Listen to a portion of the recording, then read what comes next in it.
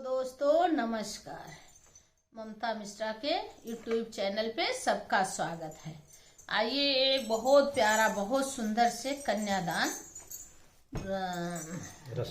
रस्म की कन्यादान रस्म की एक बहुत सुंदर गीत गाते हैं। अगर गाना अच्छा लगे तो कमेंट करना, लाइक करना, सब्सक्राइब करना और फुल वॉच करके पूरा गाना सुनना। देखिए कन्यादान देते समय कैसे सब निराश, बाबा दादा सब फिर से निराश हो जाते हैं बेटी जब कन्यादान होते हैं। जय श्री राधे राधे।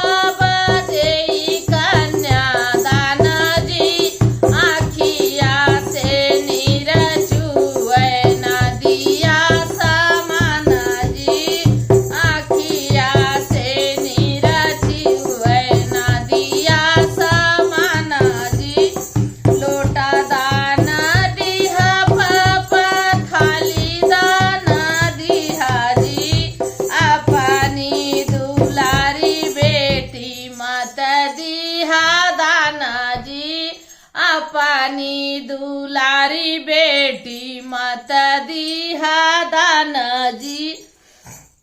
लोटा फूटी जई है बाबा थाली फूटी जई है जी। तोहरी दुलारी बेटी जुग जुग जिए जी। तोहरी दुलारी बेटी जुग जुग जिए जी। ये गाना नाम से बढ़ता है।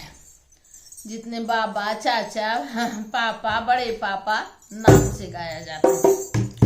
अरे चले हैं कावने पापा देई कन्यादाना जी। चले हैं जे पिया पापा देई कन्यादाना जी। आखिया से नीरा छुए ना दिया सामाना जी। आखिया से नीरा छुए ना दिया सामाना जी। लोटा दाना दिहा पापा थाली दाना दिहा जी। अपनी दुलारी बेटी माता दिहा दाना जी। अपनी दुलारी बेटी माता दिहा दाना जी। लोटा फूटी जई है पापा थाली फूटी जई है जी। लोटा फूटी जई है पापा थाली फूटी जई है जी। तोहरी दुलारी बेटी जुग जुग जिए जी। तोहरी दुलारी बेटी जुग जुग जिए जी।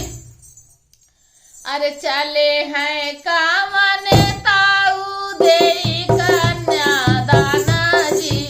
चले हैं मिसिरा ताऊ देई कन्यादाना जी। आखिया से नीरा छुए ना दिया सामाना जी।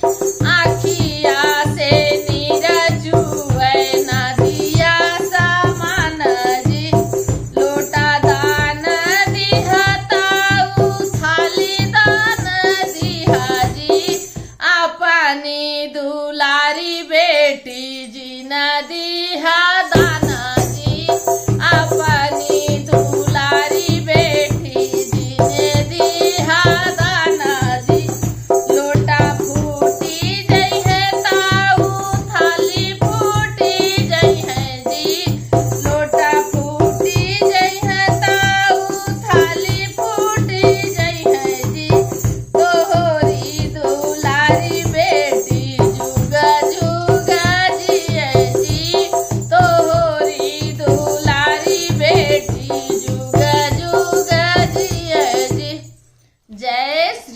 अगर गाना अच्छा लगे, एक बहुत दर्द भरा कन्यादान का गीत है, फुल वॉच करके सुनिएगा, तभी आनंद आएगा।